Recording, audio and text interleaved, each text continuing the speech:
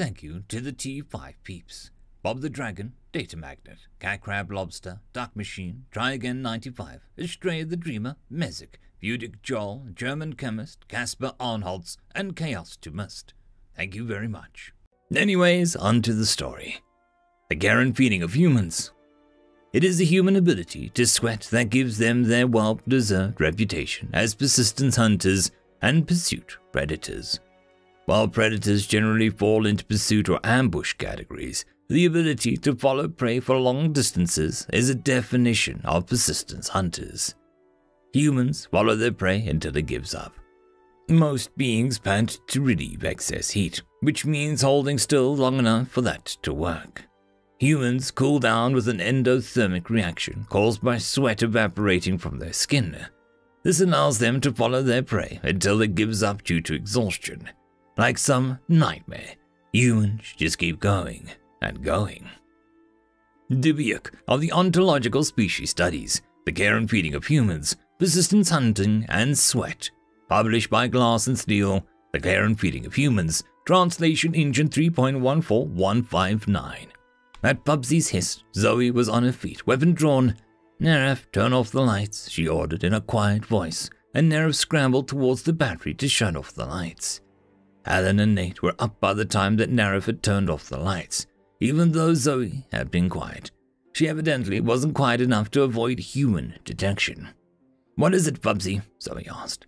Bubsy hissed again, turning her body slightly as whatever it was that was outside was obviously moving. Zoe slid over to one of the windows. A shadow of darkness, a faint glow from the outside was the only reason Neref could see Zoe at all. "Nate, Alan, are you seeing this?" Zoe asked. "Nothing on my end," Nate said. "I don't see any. Wait. It's, just moving into my view. It looks like it's dragging Nate's antelope deeper into the woods," Alan said. "I can't make out what it is, though. Zoe, you got any guesses?" "I can't even tell if the damn thing's got feathers or fur," Zoe said. "Nate, can you see it yet?" And then, in a disbelieving voice, "Is, your antelope glowing?" Nate shifted to another window for a better vantage point. "Yeah, it looks like it, parts of it anyway.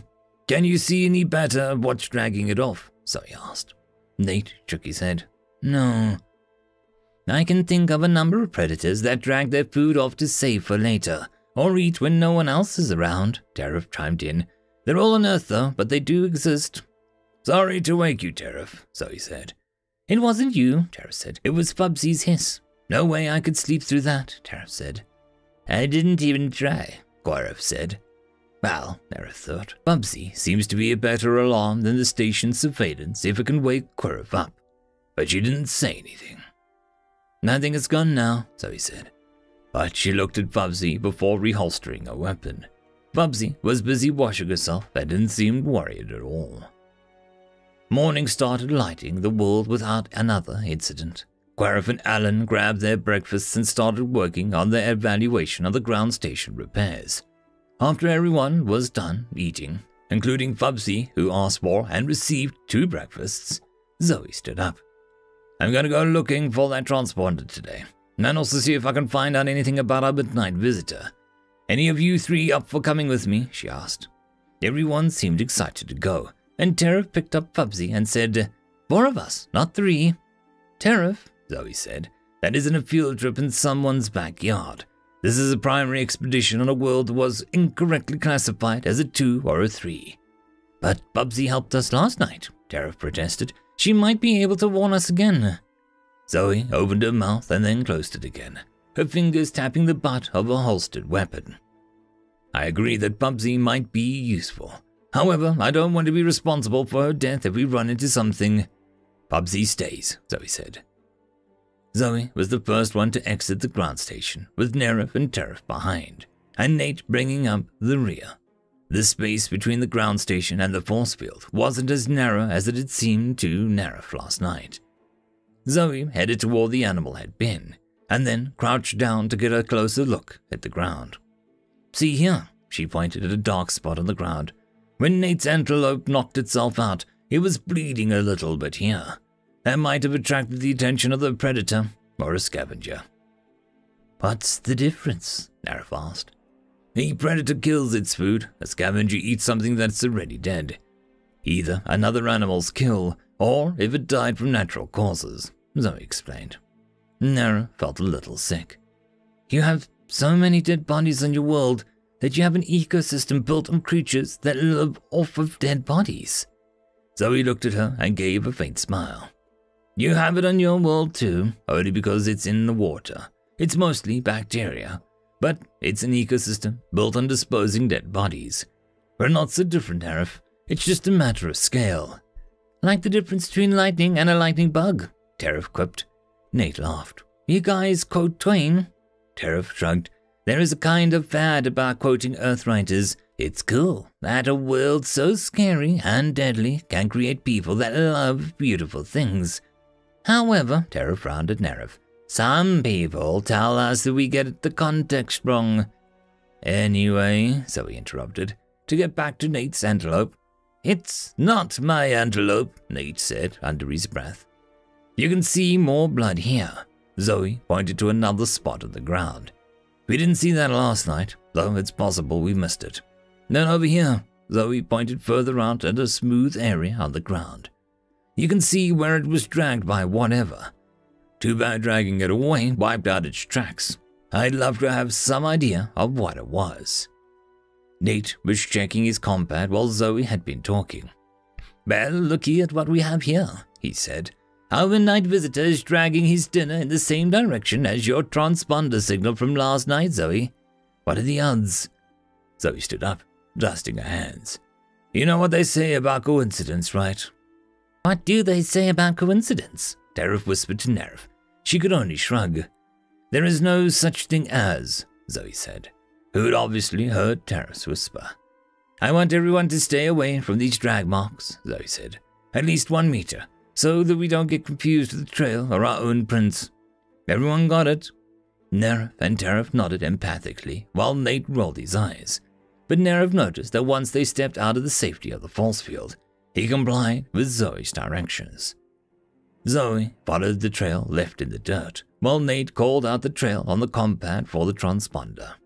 Once they were under the shelter of trees, it seemed pretty clear that the two were heading in the same direction. Nerif and Tariff scanned the trees with their compads as they walked, just in case. It started getting warmer, or maybe just moving around made it feel warmer. Zoe and Nate weren't panting at all, but Zoe did wipe sweat off of her face with the back of her hand. Nate did as well, though he used his whole arm. Tariff and Nerif were both panting to cool down. Zoe noticed and called a halt for a rest. Nerif gratefully sat down on the ground, leaning against the tree. Tariff grabbed another tree and Nate sat down next to Tariff. They were discussing something to do with cooking, and Nerif tuned them out and turned to Zoe, who was sitting under the tree as well. Zoe, do you remember that first day we met? Nerif asked. Zoe looked at her with a puzzled smile. Of course I do. I want to apologize for anything I might have said that upset you that day, Nerif said. Zoe shook her head. You didn't say anything to upset me. You mean about my arm? It's my arm that upsets me, not you or anyone else mentioning it. Nerif nodded. Thank you. But, I meant later, in your quarters. I said something about getting you a reading light because the catalog said that you liked reading, and your eyes started sweating, and you put your jacket away and you were okay, Nerif said. Zoe nodded slowly. I remember. But you weren't sweating, were you? Nerif asked. No, Zoe said slowly. I wasn't sweating. Because when humans sweat, you do it all over. You were crying, weren't you? Nerif pressed. Zoe tilted her head back with a sigh. Don't read anything into it, Nerif. Sometimes humans just cry. We cry from relief and from finding something that speaks to us, just as much as we cry from pain. Were you crying from relief? Nerif asked. It had been playing on her mind ever since she'd read Rurul's file about Zoe. Zoe laughed a little. I guess I was. Usually, when I'm on an expedition, no one ever looks out for me. As the humans, we are the, Zoe made angry finger gestures in the air. Badass humans capable of blah blah blah. I hate it. It's almost gotten me killed. It's stupid. It marks us as different from all the other people on the aggregate. Keeps us separate. Zoe leaned her head forward into her knees and looked down at the dirt. It's, not even all that true, she muttered.